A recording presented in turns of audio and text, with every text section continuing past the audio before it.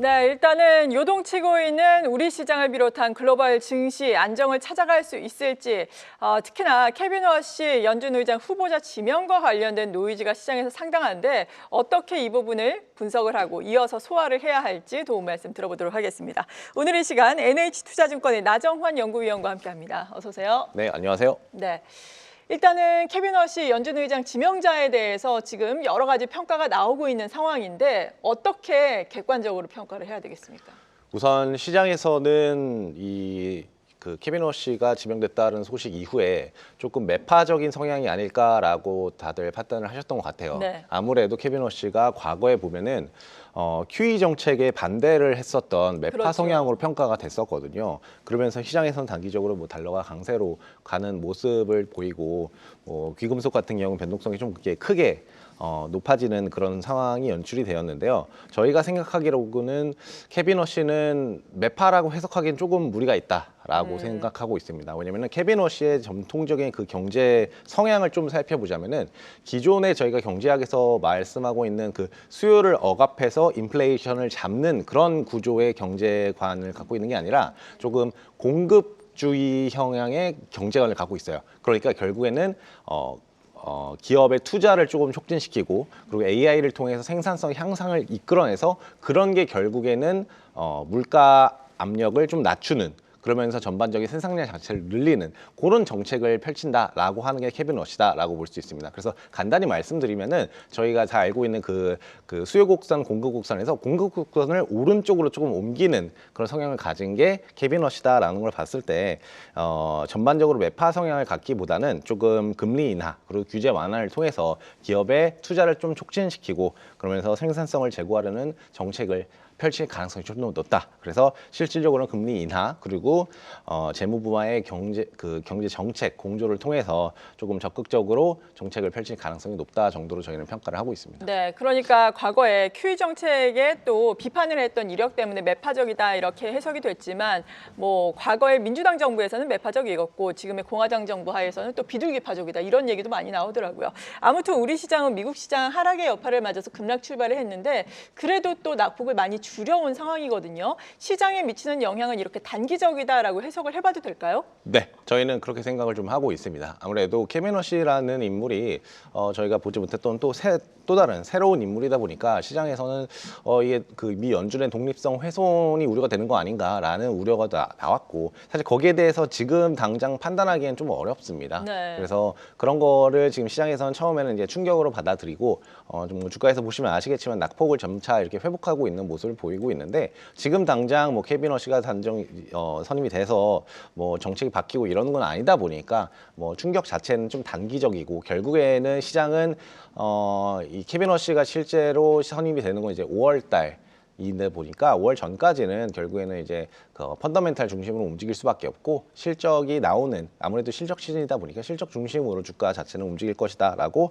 저희는 좀 생각을 하고 있습니다. 네, 실적 중심으로 움직인다면 어떤 종목들 봐야 할지는 잠시 후에 알아보도록 하겠고요. 이렇게 대외적인 변동성 확대 이슈에다가 대내적인 요인까지 겹치면서 외환 시장의 변동성이 요즘에는 지난주부터도 그렇고 어마어마하게 크게 나오고 있습니다. 지금 외환 시장의 환율 영역도 그렇고 그리고 변동성도 정말 뉴 노멀의 시대인 것 같은데 이번 주에는 어떻겠습니까? 일단 변동성이 높은 이런 국면 자체를 좀 이어갈 가능성이 높다라고 생각을 하고 있어요. 네. 달러 지수가 지난주에 조금 이제 약세 흐름을 보이면서 원달러 환율 자체도 1,430원대까지 좀 하락을 하고 그런 모습을 보이다가 뭐 지금은 1,450원대까지 또 반등을 한 그런 모습입니다. 근데 펀더멘털 상으로 봤을 때 베센트 재무장관도 한국의 원달러 환율이 이렇게 급격하게 약세를 보이는 건 말이 안 된다라는 식으로 언급을 했고 작년 말과 달리 지금 국민연금에서도 환해지를 나서는 그런 정책을 보이고 있어서 이런 점을 감안했을 때는 지금 현재 수준 1,430원에서 60원 사이에서 좀 이렇게 흐름이 움직이지 않을까 정도로 생각을 하고 있어요. 네. 그리고 수출입 동향 발표를 보자면은 1월 지금 수출이 600만 달러를 돌파한 게 1월 수출로는 사상 최초라고 합니다. 658억 5천만 달러. 지금 반도체 쪽이 예상을 했던 것처럼 상당히 좋았네요. 맞습니다. 네, 네. 이 부분의 시사점에 대해서도 설명을 좀 해주시죠. 반도체가요, YY 성장률이 103%라고 이게 네. 100%를 넘은 적은 거의 뭐 2010년 이후 처음이다라고 나오고 있습니다. 그래서 전반적으로 반도체의 그 DRAM 상승 효과, PE의 효과로 인해서 이 반도체 수출 증가율 자체가 상당히 좀 견조하게 나왔다 정도로 보시면 될 것 같고, 플러스 1월 달 같은 경우에는 영업일수가 한 3.5일 정도 늘어났습니다. 전년 동기 대비해서. 아무래도 설날이 이번에는 2월 달에 있다 보니까 네. 그 영업일수로 인한 플러스 효과가 이번 달에 좀 적용이 됐다라고 볼 수 있고, 이걸 또 반대로 말씀드리면은 이제 2월 달에 그러면 안 좋은 거 아니냐 하실 수 그렇죠. 있습니다. 맞습니다. 그래서 2월 달 같은 경우에는 조업일수가 3일 정도가 좀 부족을 하다 보니까 헤드라인 수출 증가율 자체는 한 마이너스 5% 정도로 조금 다소 부진할 수 있겠으나, 일평균 수출 같은 경우에는 수출 반도체를 중심으로 여전히 좀 견조하게 플러스 10%대를 기록할 것이다라고 저희는 전망을 하고 있습니다. 네, 역대급 반도체 수출 이어지고 있는 가운데 반도체 특별법 같은 경우에도 국회 본회의를 또 통과하지 않았습니까? 이 부분에 미치는 영향, 반도체주의 주가는 오늘은 일단 하락 출발하긴 했는데 시장 상황이 안 좋으니까 어떻게 전망하고 계세요? 반도체 특별법 같은 경우에도 전반적으로 반도체에는 우호적인 그런 법안이죠. 네. 근데 반도체가 지금 주가가 이렇게 많이 오르고 있는 모습은 사실 실적 자체가 상당히 견조하기 때문입니다. 그리고 모멘텀 자체도 상당히 잘 나오고 있고, 미국에서도 실적도 발표되는 걸 보면은 뭐 샌디스크 같은 경우에는 여전히 좀 그 디램 낸드 부족 이런 현상이 계속 나타나면서 결국에는 메모리 반도체 부족 현상이 계속 이어지고 있다라는 것 때문에 계속 주가가 이렇게 오르고 있는데, 뭐 전반적인 상황은 다 좋긴 한데 저희가 우려하고 있는 점은 하나인데요. 네. 이 반도체 수출 증가율이 상당히 좋은데 이게 결국에는 증가율 관점에서 봤을 때 고점을 찍고 내려올 수는 있거든요. 아, 그렇죠. 그러니까 액수 자체는 계속 올라가는데 네. 이게 YY 증가율 관점에서는 조금 이게 둔화하는 국면이 올 수가 있어요. 저희는 그 시점이 한 3월 정도라고 생각합니다. 왜냐하면 작년 3월이 반도체 수출이 한 6% 정도 YY 증가율을 보냈으니까 그때 대비해서 기저 효과로 올해 3월이 상당히 잘 나올 거다라고 생각하고 있고, 그렇다면은 4월부터는 그 증가율은 조금씩 둔화될 수 있어서 그 점이 조금 우려할 수 있는데, 4월이라든지 5월 이제 그 수출 지표는 이제 그 다음 달에 알 수 있다 보니까 2분기에는 조금 주의를 기울여야 되지 않을까. 네. 증가율이 둔화된다는 관점에서 좀 주의를 기울여야 되지 않을까라고 생각하고 있습니다. 네, 그래도 1분기에는 좋을 것이다라는 말씀이었습니다. 이번 주에는 지난주에 이어서 미국에서도 빅테크 기업들의 실적을 많이 발표를 앞두고 있는 상황입니다. 특히나 AI를 우리가 살펴볼 수 있는 빅테크 기업들이 많다고 하죠. 맞습니다. 네. 그래서 전반적으로 실적이 발표됐는데 이거에 따라서 주가가 좀 많이 나뉘긴 했습니다. 반도체 전통적으로 뭐 반도체 관련된 뭐 인텔이라든지 뭐 이런 기업들은 다 주가가 전반적으로 하락한 반면에, 뭐 앞서 말씀드린 샌디스크 같은 경우에는 실적 발표하고 나서 실적이 예상치를 상회했고, 그리고 가이던스 자체도 잘 나오다 보니까 주가가 뭐 상승하는 이런 모습을 보였습니다.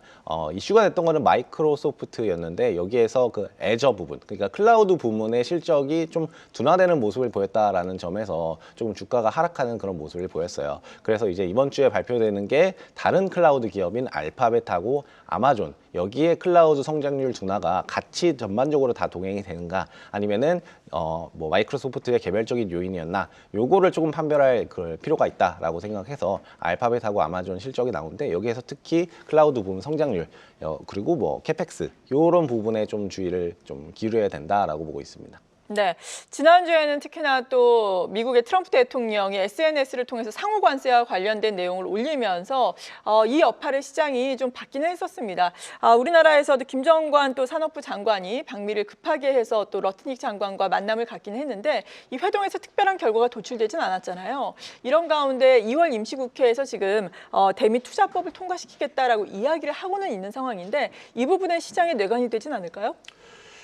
그 부분이 상당히 조금 시장에는 불확실성으로 작용을 했었습니다. 네. 왜냐하면 트럼프 대통령이 아무래도 한국은 왜 이 미국에 투자하는 법안 자체를 비준화하지 않느냐라는 거에 대해서 SNS로 언급을 하면서 한국에는 이제 주가에 단기적인 이런 충격으로 작용을 했었는데, 아무래도 요거를 조금 이제 추진을 한다, 통과시키겠다고 한다라는 점에서 봤을 때는 조금 뭐 불확실성이 해소될 수 있을까에 대한 거는 조금 지켜봐야 될 것 같긴 한데요. 지금 원달러 환율이 아무래도 좀 이렇게 불확실성이 크게 움직이는 그런 환경이다 보니까 이 대미 투자도 조금 더 지체될 수 있다라고 보고 있습니다. 왜냐면은 거기 법안 자체에 이 그 환율 변동성이 큰 구간에는 이 미국에 대한 투자 자체를 조금 지연시킬 수 있다라는 그런 항목이 들어가 있어요. 그래서 그런 점에서 봤을 때 요게 뭐 지켜봐야 되긴 하겠지만 뭐 그런 큰 그런 충격으로는 작용할 것 같지는 않습니다. 저희는.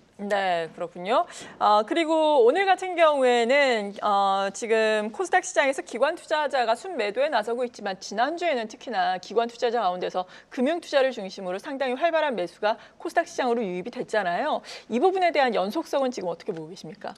금융 투자가 사실 그 코스닥 시장을 순매수하는 거는요. 뭐 일부 기관들이 순매수하는 것도 있겠지만 사실 많은 포션을 차지하고 있는 건 개인들입니다. 그러겠죠. 예. 네, 아무래도 개인들의 최근에 코스닥 시장에서의 ETF 순매수를 보면요. 개인들의 ETF 순매수는 뭐 지수 쪽으로 많이 들어오고 있습니다. 코스닥 150이라든지 코스닥 150 레버리지라든지 이런 쪽으로 순매수가 많이 찍히면은요. 이게 결국 코스닥 전체 시장에서 봤을 때는 금융 투자의 순매수로 찍히는 요게 그 메커니즘입니다. 그래서 개인들이 사실 많이 이렇게 코스닥 지수 쪽으로 자금이 유입이 되다 보니까 코스닥 지수 자체를 이렇게 전반적으로 이렇게 끌어올리는 효과를 발휘하고 있다라고 보고 있어서 이런 개인들의 자금이 많냐 하면은 사실 상당히 많아요. 네. 개인들의 그 예탁 잔고를 봐보면 지금 103조 원을 넘었거든요. 대단하죠. 그러니까요. 예. 이게 역대 최고인데 그렇다 보니까 개인의 자금이 많다라는 유동성 측면에서 봤을 때는 지수 자체는 전반적으로 계속 우상향하는 게 맞다라고 저희는 보고 있습니다. 네. 그렇다면은 코스닥을 중심으로 한 투자 전략도 실적주를 중심으로 봐야 할지 그냥 지수 상단에 있는 종목들에 포커스를 맞추면 될지 어떻게 전략을 좀 세워보면 좋을까요?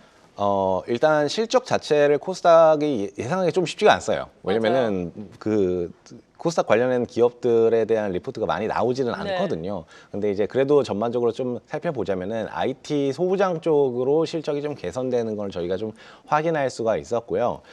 저희가 또 주목하고 있는 거는 이제 화장품 이런 부분도 있는데 이런 부분 계절적으로 봤을 때 4분기가 사실 안 좋습니다. 그래서 안 좋을 수 있는데 요 안 좋을 수 있지만 최근에 미국의 소비 지표를 보시면은 소비 지표가 좀 개선되고 좀 소비가 활발하게 일어나고 있다라는 그런 걸 봤을 때 사실 4분기 실적 초크로 인해서 주가가 많이 조정이 나오면은 요거는 매수의 기회로 저희는 삼아야 된다라고 조금 말씀을 드리고 있고 한 가지 아이디어만 더 드리자면은 코스닥 같은 경우에는 그 공매도 잔고가 많으면은 요게 이제 쇼트 스퀴즈 때문에 주가가 오를 수가 있어요. 그래서 공매도 잔고가 많은 코스닥 150 종목을 저희는 주목해야 된다라고 말씀드리고 있습니다. 네.